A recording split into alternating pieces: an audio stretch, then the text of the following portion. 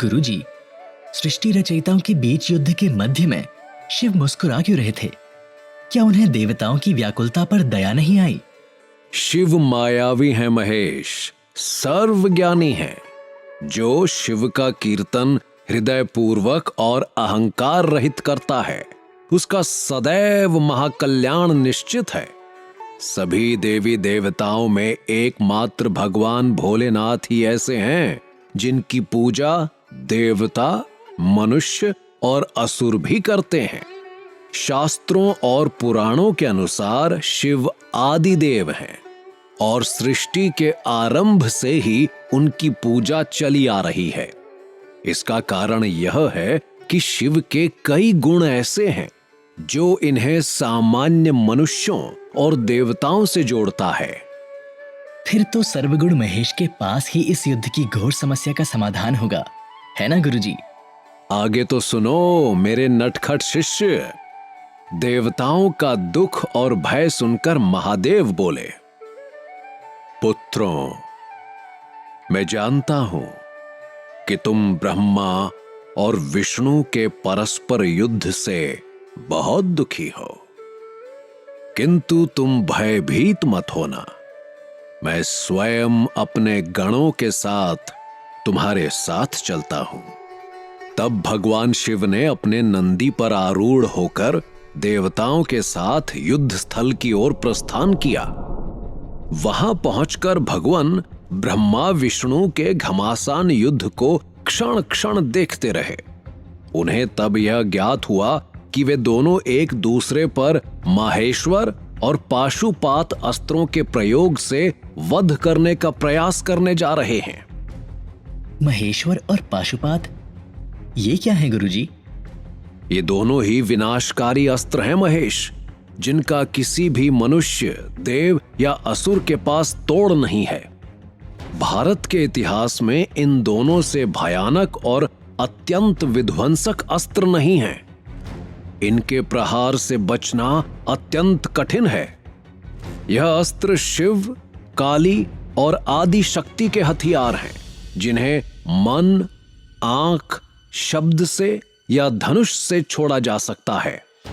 इस अस्त्र को अपने से कम बलशाली या कम शौर्य योद्धा पर नहीं छोड़ा जाना चाहिए।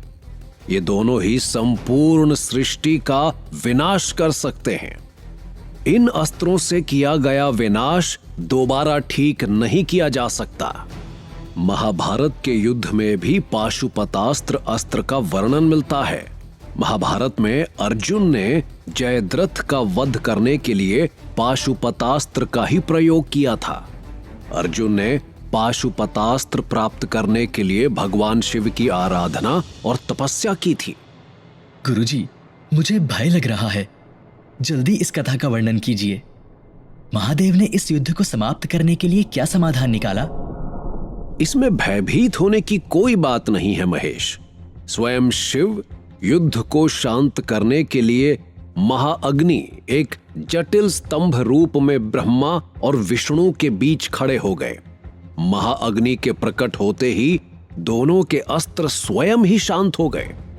अस्त्रों को शांत होते देखकर ब्रह्मा और विष्णु दोनों को लगा कि इस मायावी अग्नि स्वरूप स्तंभ के बारे में विस्तार पूर्वक जानकारी करनी चाहिए।